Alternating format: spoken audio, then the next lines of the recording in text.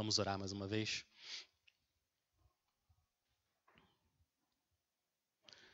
Para te adorar, ó Rei dos Reis, foi que nós nascemos, nós respiramos, nós existimos. Senhor, através do Teu Espírito,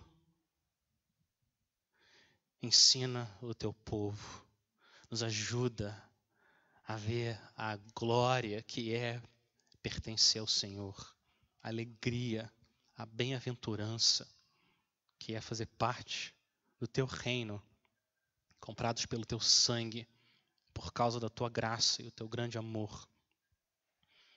Abre os olhos daqueles que ainda não conseguem ver a majestade de Cristo e que essa noite o Senhor deixe claro como não existe ninguém, nem nada nesse mundo como o Rei Jesus.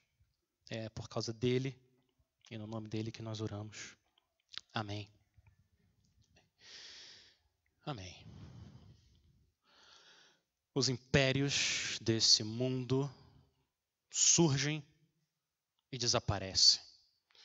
Foi assim com o Império Assírio, foi assim com a Babilônia, foi assim com a Pérsia, foi assim com o Império Romano, foi assim com o Império Bizantino, foi assim com o Império Soviético, que em 1991, 30 anos atrás, também acabou. Assim foi com todos os impérios do passado e assim vai ser com todos os impérios do presente.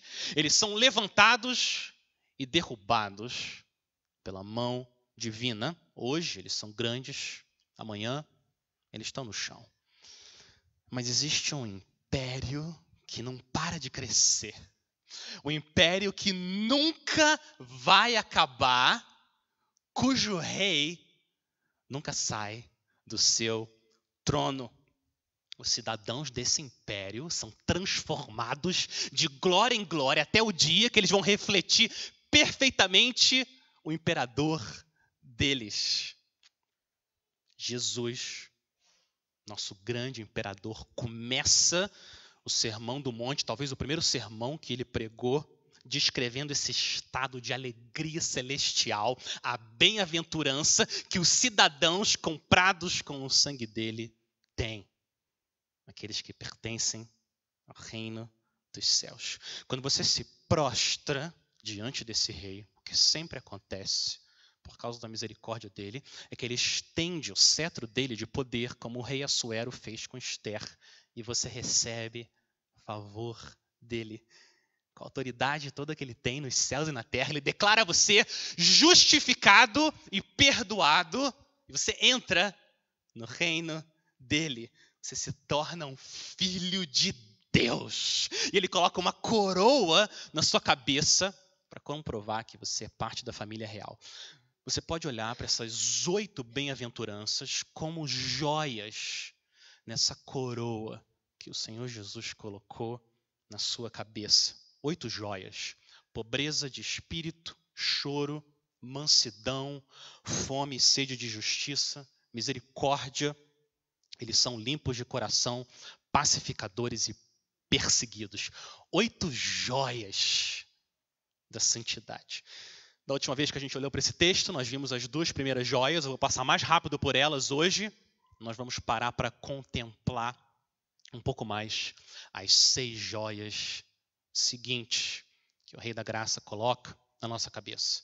Então, são 8 bem-aventuranças. A primeira bem-aventurança, no versículo 3, o Senhor Jesus diz: bem-aventurados os pobres em espírito, porque deles é o reino dos céus. O pobre em espírito é um mendigo espiritual. Ele sabe que a sua justiça são trapos de imundícia. Ele não tem nada para oferecer para o Deus dele, a não ser pedidos de ajuda e pedidos de perdão. Ele sabe disso. Ele tem consciência que ele é um miserável. Não sabe só na mente, mas ele sente isso no coração. Ele sabe que ele depende completamente do Senhor. A primeira bem-aventurança é a raiz em que toda a árvore da santidade cresce.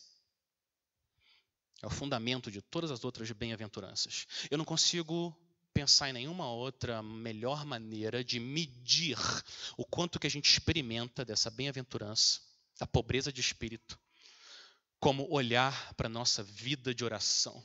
A nossa vida de oração é o melhor termômetro para determinar o quão pobre de espírito a gente entende que a gente é. O pobre de espírito ora. Não só antes das refeições, não 5 minutos por dia. Ele ora. É o estilo de vida dele. Porque ele sabe que ele depende do imperador para tudo. Então ele está sempre nesse estado constante de oração. Ele separa tempo para orar. A vida dele é orar. O que a minha vida de oração diz sobre a minha pobreza de espírito? Que eu sou um bebê completamente dependente do meu pai para tudo? Ou a minha vida de oração me mostra que eu sou um jovem independente, rebelde, que acha que consegue viver sozinho? O que minha vida de oração diz sobre quanto que eu experimento dessa bem-aventurança? A segunda bem-aventurança flui da primeira. Aqueles que são pobres em espírito, eles choram. Bem-aventurados os que choram, porque serão consolados por Deus. Aqueles que choram pelo pecado dentro de si, o pecado em volta dele, o pecado no mundo, o pecado na igreja. Esses que choram serão consolados pelo próprio Deus. Pastor puritano Thomas Watson, melhores pregadores que já pisaram nesse planeta, faz comentários cheios de sabedoria sobre essa joia do choro. Ele contrasta com o mundo. O mundo diz que o choro sufoca a alegria. O Senhor Jesus diz que o choro não sufoca a alegria. O choro faz brotar alegria no seu coração. É isso que Jesus diz. Geralmente, no mundo, a água apaga o fogo. No reino de Deus, o que a água das suas lágrimas fazem é incendiar, criar chama no seu coração. Agora, algumas pessoas, Deus criou elas com olhos que parecem uma fonte de jorrar água para a vida eterna. Elas choram até com anúncio de ração para cachorro.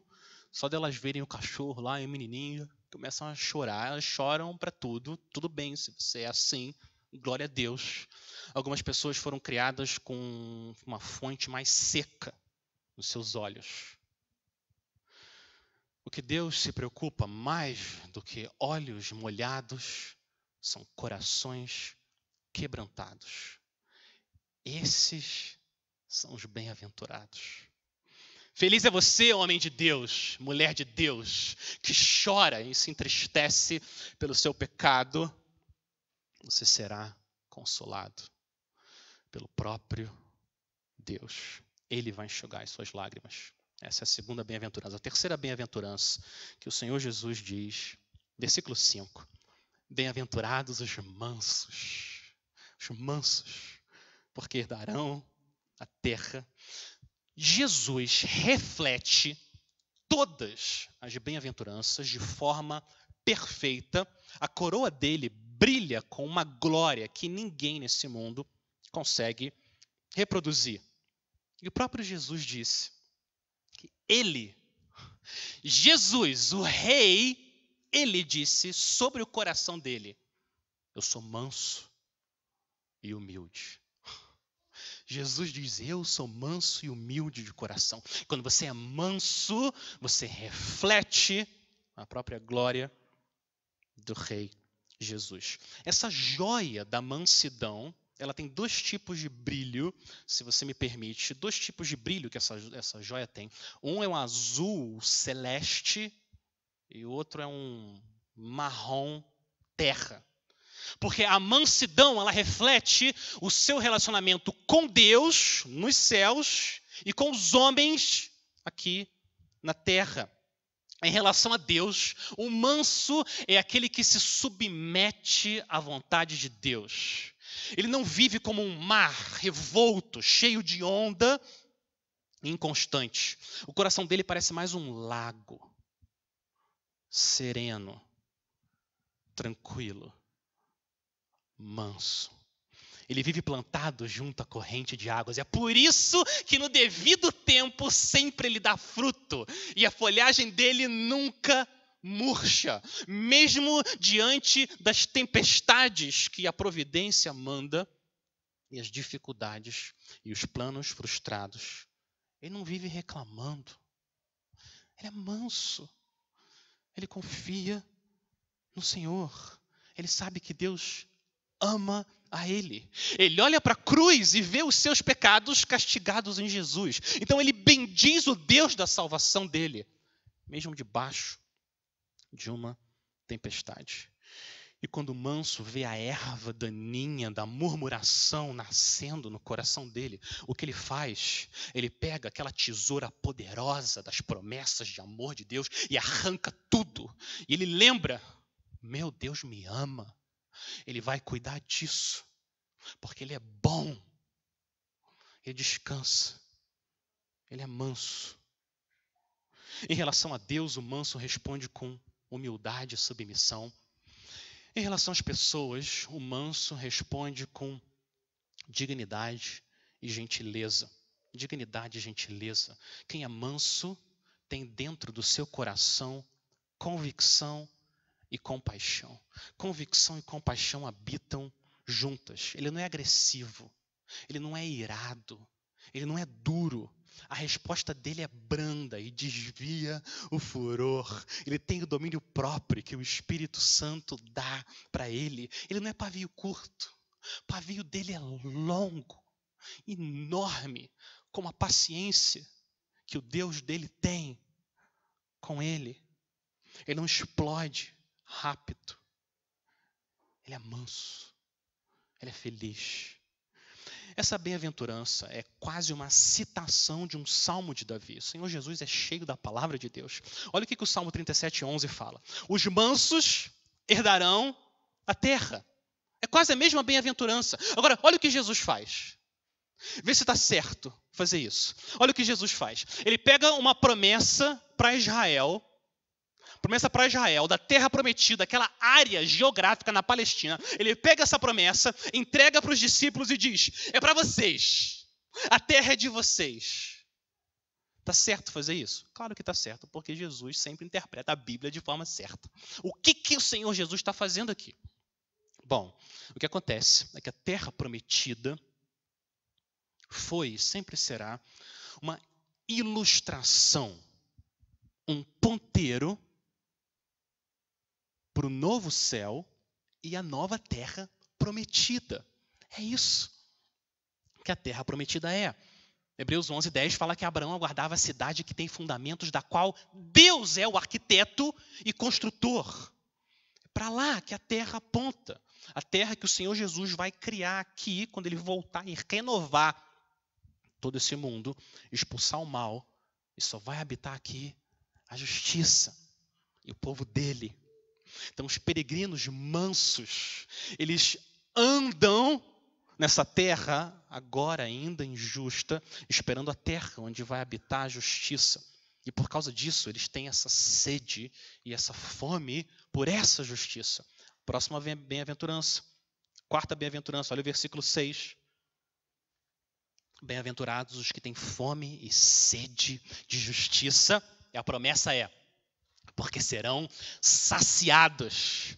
Imagina que você ficou um dia inteiro sem comer, 24 horas, sem comer nada. Você acorda no dia seguinte, toma um copo d'água e não come nada. Terceiro dia, 48 horas já sem comer, só um copo d'água, e colocam em frente a você um prato, arroz, feijão, carne, batata e um suco de uva ali do lado. O que vai acontecer? Você vai começar a salivar, não só na boca. Sua alma vai salivar, seu pulmão vai salivar, seu estômago vai salivar, tudo em você quer aquilo. Você não consegue pensar em outra coisa a não ser o que está na sua frente. Agora, pega essa fome e essa sede, traz para o mundo espiritual e multiplica por 50.000. É assim que os bem-aventurados precisam viver e querem viver. Eles têm fome e sede da justiça. Muitas vezes na Bíblia, essa palavra justiça é uma outra forma do Senhor Jesus descrever a santidade. O que é só uma outra forma de falar, desejar mais o santo, o próprio Deus. O crente tem fome e sede de Deus, de Cristo. É o que ele mais quer nessa vida. Salmo 42. Assim como a corça suspira pelas correntes das águas, assim por ti, ó Deus, suspira a minha alma. A minha alma tem sede do Deus vivo. Esse é o bem-aventurado. Esse é o crente. Ele quer ver a vontade de Deus sendo feita nele e aqui no mundo, aqui na terra. E Deus promete saciar os famintos e sedentos. Quem de vocês, se o filho pedir pão, você vai dar uma pedra? Quem de nós, se o filho pedir peixe, a gente vai dar um escorpião? Agora, se nós, que somos maus, sabemos dar boas coisas aos nossos filhos, quanto mais o seu Pai Celeste vai dar para vocês as coisas boas que vocês pedem. Em breve, bem-aventurado, em breve, Deus vai saciar toda a sua fome e a sua sede com a presença dele no banquete do Cordeiro. Aquele dia bendito que já está preparado, quando o Cordeiro de Deus vai receber a sua noiva pura, imaculada. O máximo que a gente consegue ter aqui é uma degustação espiritual. É poderosa essa experiência de ter comunhão com o Senhor, mas é uma degustação espiritual. Naquele dia a gente vai ser saciado com um banquete da glória do nosso imperador. É para lá que os bem-aventurados andam e vivem e anseiam. Quinta coroa da joia da bem-aventurança, versículo 7. Quinta joia da coroa. Quinta bem-aventurança, versículo 7. Bem-aventurados os misericordiosos, porque alcançarão misericórdia. Você não está vendo diretamente aqui, agora por trás dessas letras tem duas pessoas, que não dá para ver, mas o Senhor Jesus quer que a gente enxergue elas pela fé. As duas pessoas são: bem-aventurados os misericordiosos com o próximo, porque alcançarão a misericórdia de Deus. Não tem como, é impossível você experimentar a misericórdia de Deus e ser perdoado da multidão dos seus pecados e ser uma pessoa amarga, dura, que não perdoa os outros. Não tem como. Não tem como você ter os seus 500 bilhões de reais perdoados pelo Senhor e não querer perdoar os 50 reais que as pessoas desse mundo nos devem. Não tem como. Jesus e os apóstolos, o tempo todo, eles ligaram o céu e a terra quando se trata de misericórdia.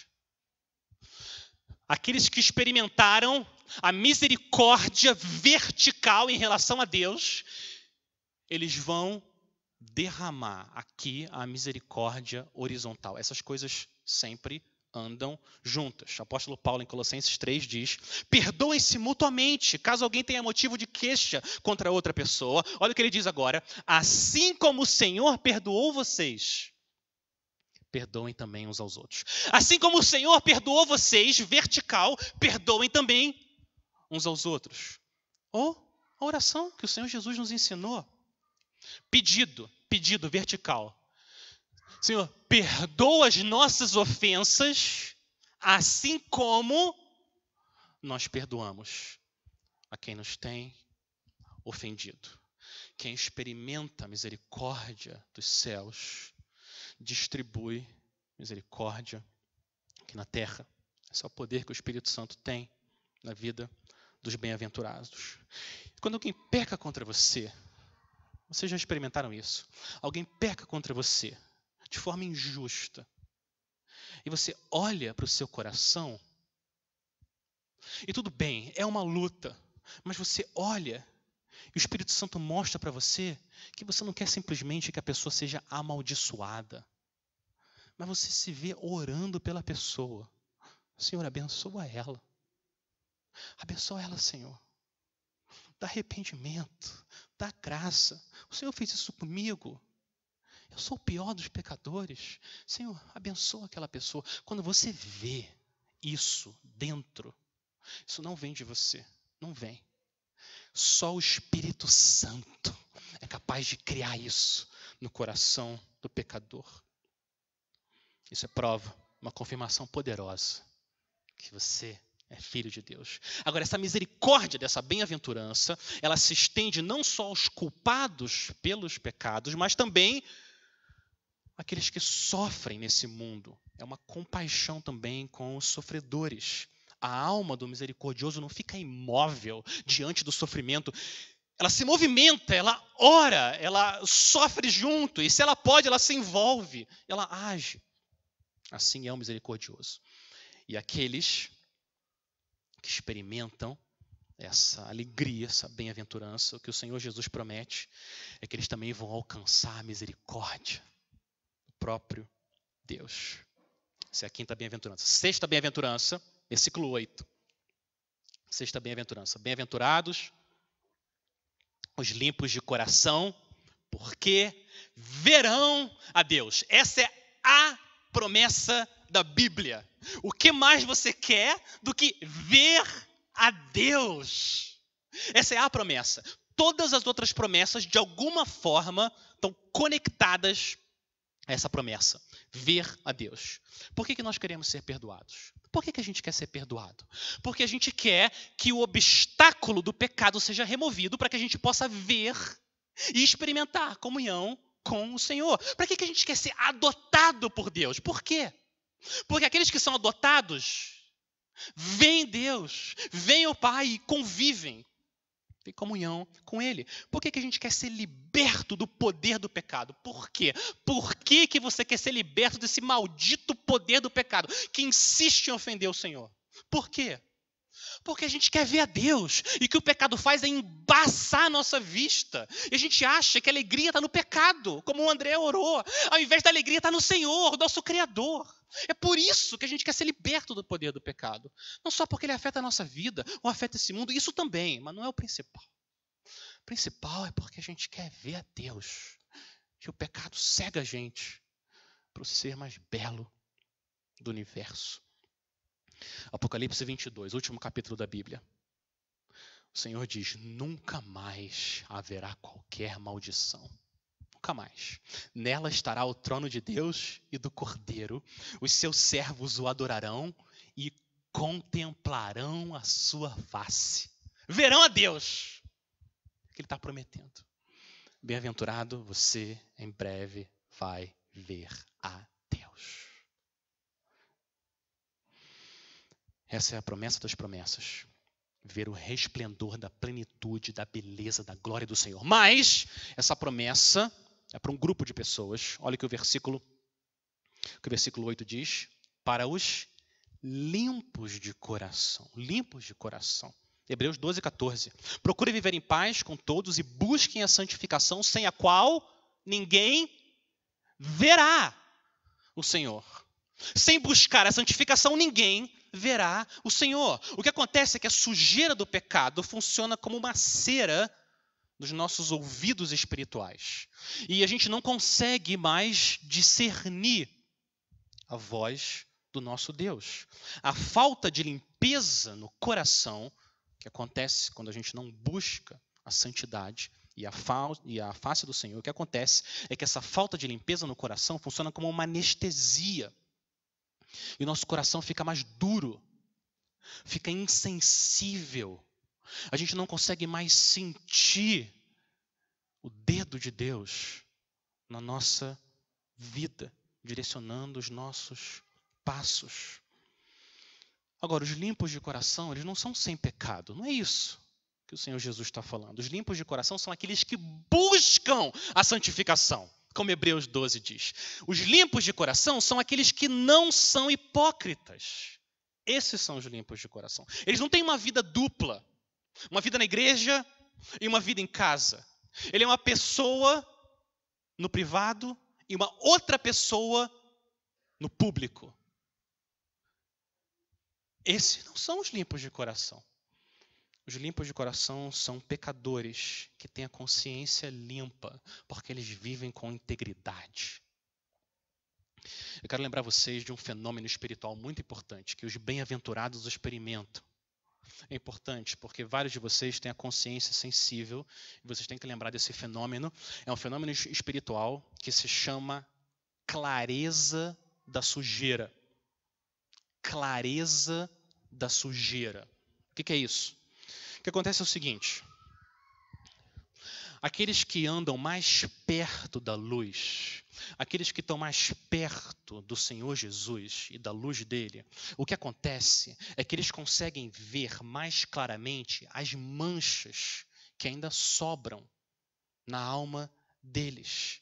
Eles veem essas manchas de forma mais clara, porque eles estão mais perto da luz, eles conseguem enxergar quem eles são. É por causa disso que quanto mais perto da luz você está, apesar de você estar limpo pelo sangue do Senhor Jesus, a impressão que você tem de você é de sujeira. É isso o que acontece. Eu estava lendo a história de um homem, comentário de uma mulher que viu um homem falando sobre coisas bonitas, sobre Deus, e essa mulher chega para esse homem e fala: "Ah, eu queria ter o seu coração. Eu queria ter o seu coração." E esse homem de Deus se vira para ela e fala: "Você queria? Você não quer desejar isso. Porque se você tivesse o meu coração, você imediatamente ia querer ter o seu coração de volta." Por que ele fala assim? Porque ele enxerga o coração dele sujo, de tão perto que ele anda da luz do Senhor. Provérbios 30:12. Há pessoas que são puras aos próprios olhos, que jamais foram lavadas da sua sujeira. Agora, você ouve isso, eu quero lembrar você do seguinte: não tente limpar o seu coração sozinho. Não tente fazer isso, porque as manchas de pecado estão tão encrostadas na nossa alma, tão presas, tão agarradas, que só uma força divina consegue arrancar elas. Então não tente fazer isso sozinho, porque a gente não consegue. O máximo que a gente consegue fazer é colocar um tapete por cima e jogar elas ali, esconder, mas a gente não tem poder. Não tenta fazer isso. O que você faz? Vai até ele. Ele, o poderoso rei imperador, confessa os seus pecados, pede para ele lavar você. Você crê que o sangue dele é o que lava e perdoa você dos seus pecados. E aí você se torna limpo de coração. Ele tem poder para fazer você mais branco do que a neve. Esse é o poder do Rei da Glória. E como Deus prometeu, através do profeta Isaías 33:17, os olhos de vocês verão o Rei na sua formosura. Essa é a promessa. Sexta bem-aventurança. Sétima bem-aventurança, versículo 9. Sétima bem-aventurança. Bem-aventurados os pacificadores. Os pacificadores, porque serão chamados filhos de Deus. Os adoradores do príncipe da paz querem promover a causa dele. E a causa dele é criar paz. E é por isso que eles são pacificadores. O estilo de vida do crente é criar paz onde há conflito e não criar conflito onde há paz. Isso é um milagre. Isso é um milagre da obra do Espírito Santo no coração do bem-aventurado. A gente precisa confessar, reconhecer que naturalmente o que a gente faz é criar conflito. A gente não ama os nossos inimigos naturalmente. A gente não admite que a gente errou naturalmente. A gente não se humilha e pede perdão naturalmente. A gente não perdoa naturalmente. Algo sobrenatural precisa acontecer. E é o que acontece. É o que acontece no coração do bem-aventurado. Esse algo sobrenatural tem o nome de graça. Graça. O Senhor da graça, e o bem-aventurado muda, ele passa a promover a paz, ao invés de criar conflito. Você está ouvindo isso aqui, essa noite, e a pergunta é, se você se lembra, ou se lembrou de alguém em que você tem algum tipo de conflito. Alguém tem alguma queixa contra você. As palavras do Senhor Jesus para você é: seja um pacificador. Cria paz. Deixe diante do altar a sua oferta. Vá se reconciliar com seu irmão. Depois volte e ofereça a sua oferta. Você não tem controle sobre como a pessoa vai responder. Isso não está nas suas mãos. E não é isso que o Senhor está pedindo. Ninguém consegue transformar o coração de um pecador, a não ser o poder do imperador dos céus. Só Ele consegue fazer isso. Mas o Senhor chama você a dar esse passo de reconciliação. Ou até se você não está envolvido no conflito, você pode entrar numa situação de conflito, experimentar a bênção de ser um pacificador. Criar paz entre Deus e os homens e entre os homens aqui na terra. O Senhor está chamando a gente para abandonar a amargura e o orgulho e a divisão na família e na igreja e criar a paz que só Deus pode dar. Jesus é o grande pacificador. Ele é o grande pacificador. Ele quer nos usar como instrumentos que criam essa paz. E aqueles que fazem isso serão chamados filhos de Deus. Última bem-aventurança, oitava e última, versículo 10. Depois de falar dos pacificadores, ele fala que eles também são perseguidos. As 8 bem-aventuranças sempre andam juntas. Bem-aventurados os perseguidos por causa da justiça. Por quê? Porque deles é o reino dos céus. Olha como esse mundo é. Olha como esse mundo é. Olha como esse mundo é. Os verdadeiros pacificadores são perseguidos. Aqueles que tentam criar paz no mundo ouvem declarações de guerra contra eles. Esse é o mundo que você vive, bem-aventurado. Mas isso não deveria surpreender a gente. O Senhor Jesus disse, João 15:20, o servo não é maior que o seu Senhor. Se perseguiram a mim, também perseguirão a vocês. Agora, o versículo 10 tem que ser entendido com o versículo 11. Olha o próximo versículo. O Senhor Jesus amplia essa bem-aventurança, explica ela ainda mais. O que é ser perseguido por causa da justiça? Versículo 11. Bem-aventurados são vocês quando... Agora ele não fala mais por causa da justiça, ele fala por minha causa. Os insultarem, olha o que é perseguição.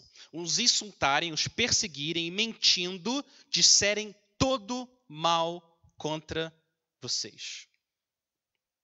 A perseguição que o Senhor Jesus descreve engloba insultos, xingamentos, indiferença, pessoas dizendo mentira contra você. Não porque você fez alguma coisa errada, o motivo é específico por causa da justiça e por causa de Cristo, que significa que é por causa da sua vida santa e por causa das opiniões bíblicas que você tem nesse mundo, que jaz do maligno. Se você andar com o Senhor, firmado na palavra, o que vai acontecer é perseguição. Isso é certo. A gente ora aqui toda semana pelos nossos irmãos perseguidos, não é isso? A gente ora toda semana. Coreia do Norte, quem ama o Senhor Jesus, ou vai para um campo de concentração, é preso, morre na prisão, ou Afeganistão, a gente ora toda semana pelos nossos irmãos. E você fica pensando, mas aqui a gente está tranquilo, a gente não corre esse mesmo risco, eu não corro o risco de ser morto ou ser preso. Então a gente não precisa se preocupar tanto com a perseguição.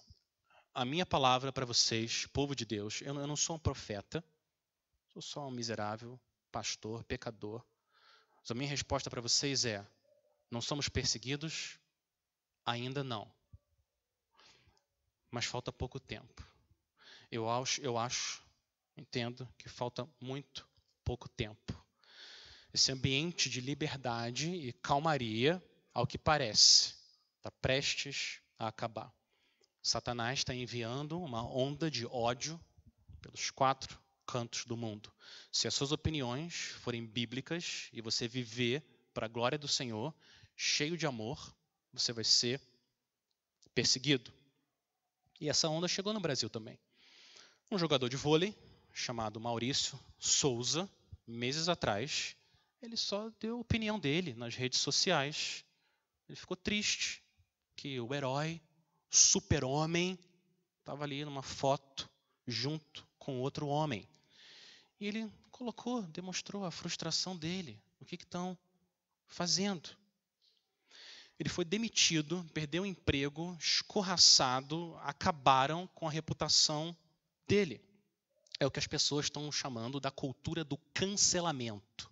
Se você vai contra a visão que o mundo tem do que é bom e bonito, cancelam você. Você está cancelado, você não pode dar a sua opinião.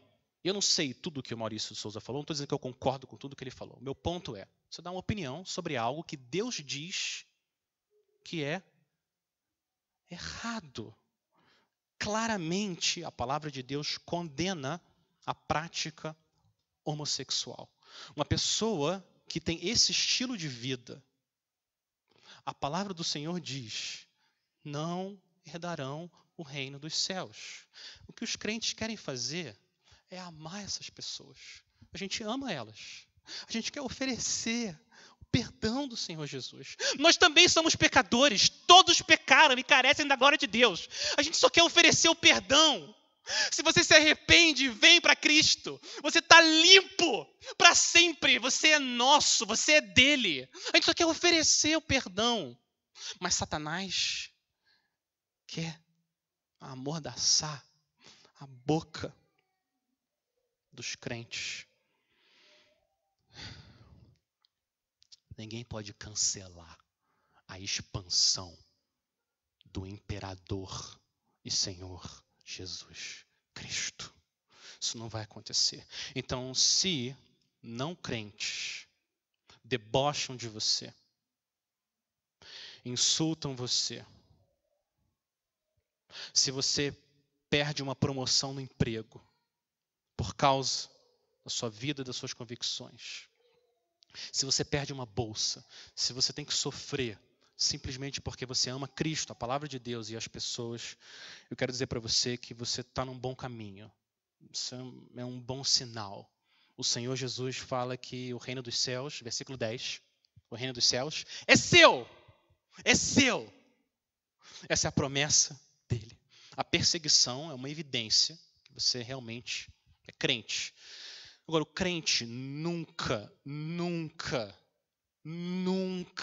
devolve o mal com o mal. Ele devolve o mal com o bem, com oração, graça, amor e misericórdia. É assim que você deve agir. Você dá de volta o evangelho de Cristo como um pecador que também precisa de graça. Agora, se a reação do mundo é oposição, olha a reação que Jesus chama o seu coração a ter diante da perseguição. O versículo 12. Alegrem-se e exultem. Como assim? Como assim? Está sendo perseguido, insultado, estão mentindo, dizendo mentiras contra você? Alegre-se. Exulte. O que Jesus está falando? O que Jesus está dizendo? Ele não quer que você fique consumido de tristeza quando acontece isso, porque isso é comum. Ele não quer. Ele quer que você se alegre. Mas olha a razão da alegria. A razão da alegria não é o sofrimento. O sofrimento em si não é alegre, não causa alegria. O que causa alegria, olha a razão que ele dá. Olha a causa da alegria. Versículo 12. Alegre-se, exultem. Por quê? Porque é grande a sua recompensa nos céus. E a recompensa que eu entendo, Jesus está dizendo aqui, que ele vai dar para você, pacificador perseguido, a recompensa que ele vai dar são as 8 joias dessas bem-aventuranças. Tudo isso, tudo é essa recompensa. O reino, o consolo, a terra, ser saciado, alcançar misericórdia, coração limpo, ver a Deus e ser chamado filho de Deus. E você está em boa companhia. Se o mundo rejeita você e não quer a sua companhia, quero dizer para você que você está em boa companhia. Olha o versículo 12. O final, o Senhor Jesus diz: pois assim perseguiram os profetas. Foi o que aconteceu com Moisés, com Elias, com Isaías, Jeremias, Ezequiel, Daniel, João Batista e o mais perseguido de todos, o grande pacificador, o Senhor Jesus Cristo. Então você está em boa companhia. Eu quero terminar então 3 conclusões, 3 reflexões. Como é que o Senhor Jesus ele une, ele casa perseguição, o sofrimento e a perseguição com alegria? Por que ele faz isso? 3 conclusões. Primeiro, repara que a sua perseguição, o sofrimento da perseguição, não deve ser visto como uma punição, mas como um presente. Como um presente. Bem-aventurado você é, se você é perseguido. Essa não é a nossa maneira natural de ver, mas o Senhor Jesus está dizendo: estou dando um presente para você. Você vai ser maltratado por causa do meu nome. Um homem chamado João Carillas, numa época em que tinha perseguição aos cristãos na Inglaterra, morreu na cadeia, mas antes de morrer, olha o que ele disse: essa honra, a honra de ser perseguido e maltratado, essa honra os anjos não são permitidos ter. Deus, perdoe-me a minha ingratidão. Olha que coisa linda que os bem-aventurados experimentam. O homem está na cadeia, ele vai morrer. Tiraram toda a liberdade dele de usufruir das coisas do mundo. Ele está bendizendo o nome do Deus dele, porque ele sabe para onde ele vai. Ele vai se encontrar com o Salvador dele para sempre. Jesus diz que a gente deve se alegrar quando vem a perseguição, porque ela é um presente do Senhor. Sofrer pelo nome de Cristo não é punição, é um galardão. Filipenses 1, 29. O apóstolo Paulo diz: porque vocês receberam a graça de sofrer pelo nome de Cristo, não somente crer nele. Então, lute contra a tentação de se fazer de coitado. Essa é uma tentação nossa, a gente se faz de coitado, porque olha o que estão fazendo com a gente. Luta contra essa tentação. Se lembra o que Jesus falou sobre você. Que honra ter escrito no seu currículo para sempre que você foi maltratado por causa de Cristo e entrar na glória com essa marca no seu currículo. Segundo ponto importante que as bem-aventuranças mostram: quebrantamento e contentamento também andam juntos. Quebrantamento de coração e contentamento andam juntos. Olha como o Senhor Jesus começa. Ele começa falando de choro. Ele começa falando de choro e ele termina falando de alegria. Porque no coração do bem-aventurado, as duas coisas habitam, andam de mão dadas. Quebrantamento e contentamento. O cristão não é uma pessoa que vive com uma tristeza mórbida. É uma pessoa melancólica, seca, monótona, triste. O Senhor Jesus não quer que a gente viva assim. Você chora pelo pecado, mas você se alegra na cruz do Senhor Jesus. Quebrantamento de coração não é contra ou não abafa o seu contentamento, mas na verdade cria e aumenta a sua alegria. Quanto mais tristeza pelo pecado, mais alegria por aquele que morreu pelo seu pecado.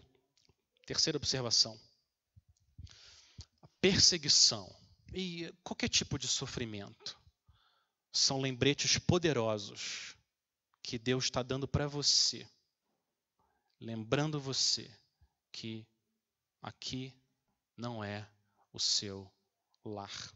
Você não está em casa. Quando vem a doença, sofrimento, perseguição, um problema de relacionamento com alguém, dificuldade no trabalho, qualquer lugar, qualquer tipo de sofrimento, uma coisa que você pode fazer na hora é pregar para você mesmo e se lembrar: eu não estou em casa. Eu não estou em casa. É por isso que isso está acontecendo. Esse não é o meu lar. E essa verdade sendo pregada ao seu coração faz a sua alma se elevar. E a tentação para você ser consumido de tristeza por causa do sofrimento, ela vai sendo expulsa do seu coração e você fica mais livre aqui para se arriscar, mesmo que isso envolva custo enorme e você sofra. Então, venha qualquer tipo de sofrimento, qualquer um, a perseguição inclusive. Você lembra, não é minha casa. Isso aqui não é minha casa, é por isso que está acontecendo isso. Eu estou indo para um reino em que habita a justiça. Isso nunca mais vai acontecer. Bem-aventurado, bem-aventurada, você recebeu 8 joias. 8 joias, presentes da graça de Deus na sua vida. Cuide bem delas. Cuide bem dessas joias. Com a ajuda do Senhor, faz essas bem-aventuranças brilhar ainda mais. Limpa as manchas que ainda restam do pecado e faz elas brilharem mais com a santidade que o Espírito Santo dá. Mas você sabe que aqui, nesse mundo, você também precisa carregar uma cruz. Você tem essas 8 joias, mas você também precisa carregar uma cruz, enquanto você segue o seu Salvador nos passos dele. Até o dia em que você vai trocar a cruz que você está carregando por uma outra coroa. Uma coroa celestial, imperecível. E essas 8 joias vão brilhar com um resplendor que você não é capaz de imaginar que era possível. Quando o Senhor Jesus voltar em breve, para estabelecer o império eterno dele aqui, você vai ser perfeitamente bem-aventurado. Perfeitamente bem-aventurado. Você começa a experimentar aqui agora, mas nesse dia, você vai ser perfeitamente bem-aventurado. Enquanto esse dia não chega, você continua chorando pelo seu pecado e se alegrando no seu imperador, porque sua recompensa é grande nos céus. Vamos orar? Senhor, nosso Deus, nosso grande imperador celestial, a gente quer louvar o Senhor pelos presentes da graça que o Senhor nos dá, de ainda nessa vida a gente conseguir desfrutar, ter alguns vislumbres do que é a gente pertencer ao Senhor, a gente ser parte do teu reino. Louvado seja o teu nome. Nos ajuda, Senhor, a gente não se distrair com as ofertas de Satanás. Nos ajuda a carregar a nossa cruz. Espírito Santo, aumenta as nossas bem-aventuranças, para que o nosso Senhor seja ainda mais glorificado. Aqui na igreja e ao redor do mundo, nós pedimos isso no nome do Senhor Jesus. Amém.